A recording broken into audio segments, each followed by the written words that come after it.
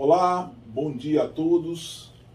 É com muita satisfação que ocupo esse espaço do meu amigo e sócio José Roberto Kovac, que está em merecidas férias, para desenvolver em 10 minutos, na proposta do Kovac 10, um tema atinente ao sistema educacional, às entidades beneficentes de assistência social, às instituições de ensino superior. E hoje eu vou desenvolver a questão da criação de fundos patrimoniais de apoio às instituições universitárias, especialmente às entidades sem fins lucrativos.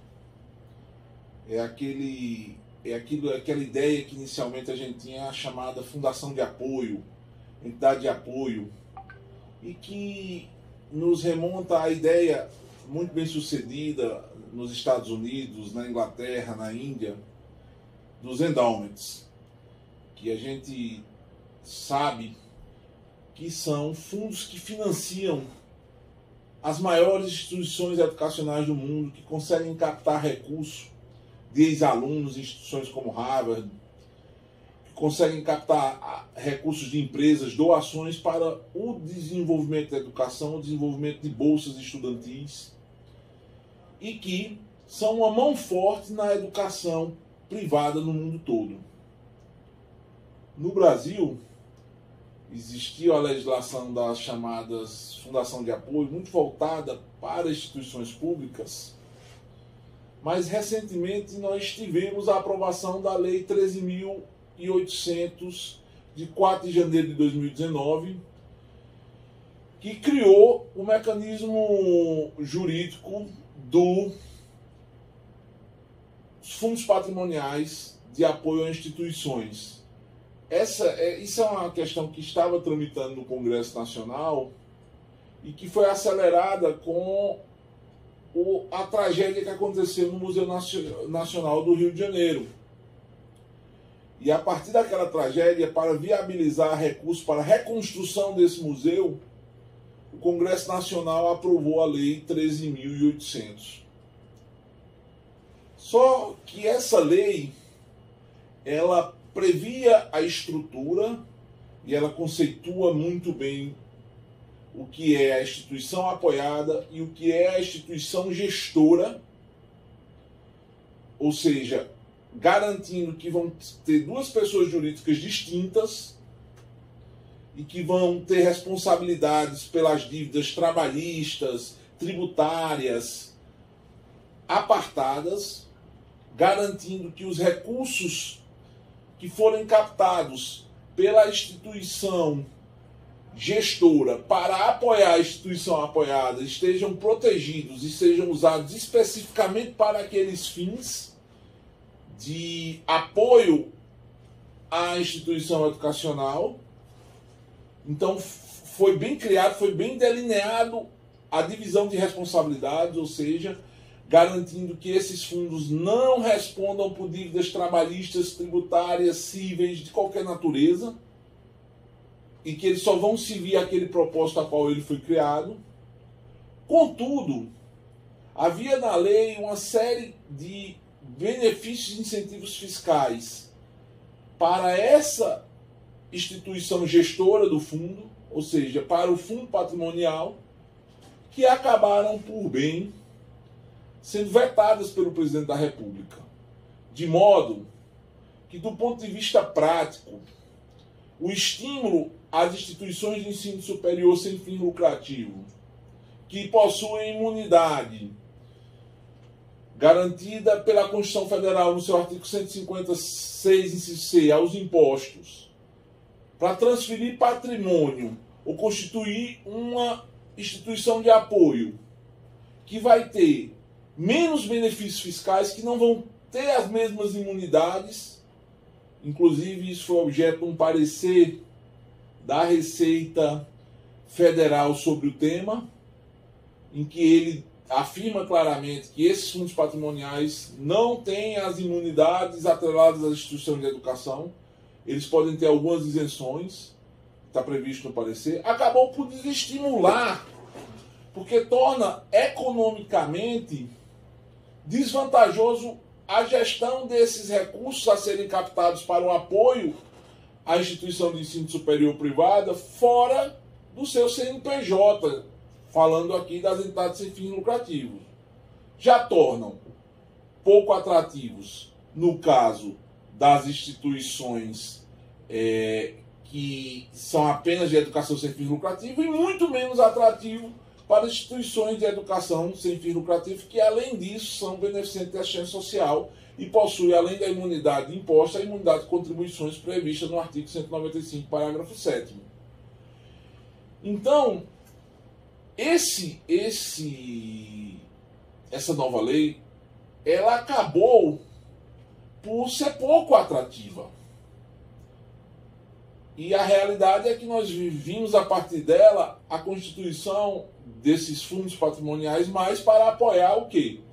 Instituições públicas, instituições de ensino superior federais, que são aquelas que a gente tem visto na prática a constituição desses fundos. Já as entidades privadas, as IES privadas sem fim lucrativo, ainda não se sentem atraídas porque os incentivos fiscais foram vetados. É verdade que existe no Congresso Nacional, existe um movimento no sentido de se aprovar uma nova lei que aperfeiçoe a Lei 13.800 e permita a essas entidades gestoras dos fundos patrimoniais, seriam CNPJs distintos, porque aí eu vou ter duas personalidades jurídicas, ter incentivos fiscais para viabilizar essa possibilidade do ponto de vista econômico e financeiro para as IES privadas. Uma outra questão que se coloca e que a gente tem percebido é a questão das fundações, as entidades de ensino superior que são constituídas como fundações. Muitas delas têm intenção de criar fundos patrimoniais, dispõem de parte do seu patrimônio. Mas aí existe uma limitação relativa à sua própria natureza jurídica e fundacional, porque as fundações elas não são uma sociedade de pessoa, são bens destinados a um fim específico, e por não ter, inclusive, essa natureza pessoal de sociedade, mas sim é uma sociedade patrimonial, certo? Ela sofre velamento por parte do Ministério Público, cuja função principal é efetivamente garantir que o escopo do instituidor da fundação, seja por testamento, seja por escritura pública, tenha seu fiel cumprimento. Então é muito complicado, conceitualmente falando, para uma fundação destacar parte do seu patrimônio para constituir uma outra pessoa jurídica, mesmo que seja uma fundação que vá apoiar a entidade mantida por essa fundação apoiada. Por quê? Porque dificilmente o Ministério Público vai concordar com o destaque de patrimônios sem entender isso como um desvio de finalidade. Recentemente, em conversa com outros advogados que atuam no segmento, tive notícia de que em São Paulo a Curadoria de Fundações topou autorizar a constituição, desde que essa instituição gestora fosse uma instituição fundacional, constituída como fundação e com um escopo altamente atrelado à fundação apoiada. O que já é um grande avanço, e acredito que isso até autoriza essas entidades em eventual fiscalização da Receita Federal que venha acusar a entidade de ter descumprido o requisito da imunidade de não distribuir vantagem, já que se criou outra pessoa jurídica, dizer, não, aqui não há desvio de finalidade, houve a concordância do órgão de velamento, que é o Ministério Público, e, portanto, seria possível. Então, assim, é preciso também, nesse projeto de lei, tentar resolver esse tipo de situação. Porque, na prática, com recursos próprios advindos da fundação, para se dar perenidade, uma maior perenidade, é mais difícil criar a fundação de apoio. É óbvio que essas fundações ela pode criar, e é o que tem acontecido, os seus fundos patrimoniais internamente como entidade mantida dentro da instituição, mas aí você não vai ter a blindagem patrimonial que a Lei 13.800 permite. E aí vocês podem pensar o seguinte: qual é a grande vantagem de se criar esse fundo patrimonial? É você dar uma maior garantia de uma fonte de renda específica que vá suportar os objetivos institucionais da entidade de educação superior. Vamos ao exemplo prático. Uma determinada instituição ela tem hoje um X patrimônio em uma liquidez, e essa liquidez ela aplica no mercado financeiro e a aplicação dá um retorno bacana. Ela tem as gestões elas se sucedem e ela não tem garantia de que uma gestão de repente veja aquela liquidez toda e queira aplicar, construir prédios, fazer investimentos. Então a instituição ela resolve destacar parte daquele patrimônio para constituir uma fundação de apoio e garantir que apenas o resultado das aplicações vá subsidiar bolsas de estudo para os seus alunos na instituição apoiada, mantida na universidade.